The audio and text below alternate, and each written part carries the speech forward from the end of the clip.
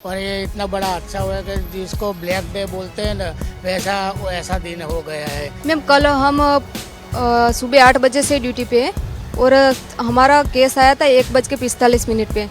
इस वक्त मैं मौजूद हूँ उस जगह पर जहाँ पर ये विमान हादसा हुआ है। बिल्डिंग की हालत आप विजुअल्स के द्वारा देख सकते हैं कि बिल्कुल जर्जर हालत हो गई है। और यहाँ पर जो है वो लंच टाइम था, जिस टाइम जो है मेडिकल स्टूडेंट्स जो थे, मेडिकल स्टाफ वो लंच कर रहा था। और अगर मैं बोइंग 787 की बात करूँ तो उसका हालत पूरी दुनिया ने देखी है। लेकिन उसके बाद जिस तरीके से रेस्क्यू ऑपरेशन शुरू हुआ है, इमरजेंसी सर्विसेज हुई हैं, क्या थे वहाँ पर जो चश्मदीदों ने जो देखा है, क्या थी हकीकत, आइए उससे सबसे पहले मैं आपको रूबरू कराती हूँ। मैं आपसे ये जानना चाहूंगी, ये हादसा हुआ कल दोपहर को हुआ, आपको कितनी देर में पता लगा और आप कितनी देर में यहाँ पर पहुंचे थे? हम 10 मिनट में पहुंच गए थे। हमारा घर पीछे ही है, 500 मीटर की दूरी से। इतना धमाका हुआ कि ऐसा लगा कि धरती कंप हुआ। सब पूरी पब्लिक रोड पे आ गई थी।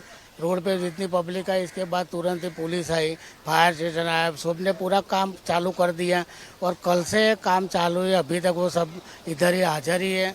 और ये इतना बड़ा अच्छा हुआ है कि जिसको ब्लैक डे बोलते हैं ना, वैसा दिन हो गया है। पूरे एरिया में पूरा जैसे मातम छा जाता है, वैसे मातम छा गया है। ये तो आपने बिल्कुल ठीक कहा, क्योंकि पायलट ने मेडे कॉल करा, इमरजेंसी सर्विसेज नहीं पहुंच पाई, हेल्प नहीं पहुंच पाई। जब तक जो है रेस्क्यू टीम पहुंचती और कुछ बचाव का काम किया जाता, उससे पहले तमाम चीजें जो हैं वो धुआं होकर ध्वस्त हो गई। यहाँ पर दिखाना चाहूंगी कि तमाम एनडीआरएफ की टीम, लोकल पुलिस की टीम, डॉग स्क्वाड, हर चीज यहाँ पर मौजूद है, अभी आ रही है। यहाँ पर अभी भी बॉडीज निकालने का प्रयास किया जा रहा है। देखिए, अब सबसे बड़ी बात यह है कि हादसा हो गया और उसके बाद जिस बुरी हालत में, जर्जर हालत में बॉडीज मिली हैं और जिन लोगों ने रेस्क्यू करा है, जिन्होंने इमरजेंसी सर्विसेज इंस्टेंट प्रोवाइड करी है, सीधे उन्हीं से बात करते हैं। विजय, आपसे जानना चाहूंगी मैं कि कल आपकी कब से ड्यूटी थी और जब आपको इस हादसे के बारे में पता चला, उसके बाद क्या क्या चीजें आप लोगों के द्वारा की गई? मैम कल हम सुबह 8 बजे से ड्यूटी पे हैं और हमारा केस आया था 1:45 पे। और तब जब केस असाइन हुआ तो हम सीधे इधर ही आ गए एम्बुलेंस लेके।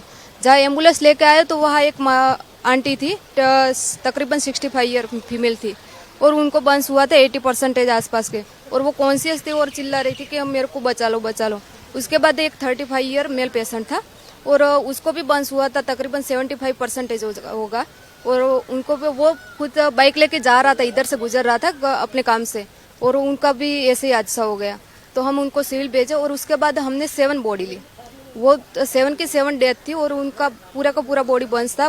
आइडेंटिफिकेशन की अगर बात करूं, किस कंडीशन में थी? नहीं मैम, उसकी कोई आइडेंटिफिकेशन नहीं हो पा रही थी, क्योंकि क्या ये पता लग पा रहा था कि मेल बॉडी है या फीमेल बॉडी? नहीं मैम, नहीं लगा पा रहे थे। सबसे बड़ी बात यह है कि अगर मैं मेडिकल साइंस की बात करूं तो जिस हिसाब से बर्न परसेंटेज होता है, उस हिसाब से इंसान की एज को कैलकुलेट करके उसके सर्वाइवल चांसेस को कैलकुलेट किया जा सकता है। लेकिन बावजूद इसके इतने डीप बर्न्स थे, बोन्स तक डीप बर्न्स जा चुके थे, ऑर्गन्स बाहर आ गए थे, कई बॉडीज को निकाला गया। लेकिन सबसे बड़ा यहाँ पर सवाल उठता ये है कि बोइंग 787, इसके बारे में पहले भी कई बार कई जो रिपोर्ट्स है वो नेगेटिव आती रही। इसका जो कार्बन फाइबर है वो बहुत जल्दी आग पकड़ लेता है। इसकी जो पार्ट्स की जॉइंट की बात आती है, उस पे भी जो है कई बार सवाल खड़े हुए हैं। और 2020 की बात करूं तो इस पर जो है रिस्ट्रिक्शंस भी लगी थी।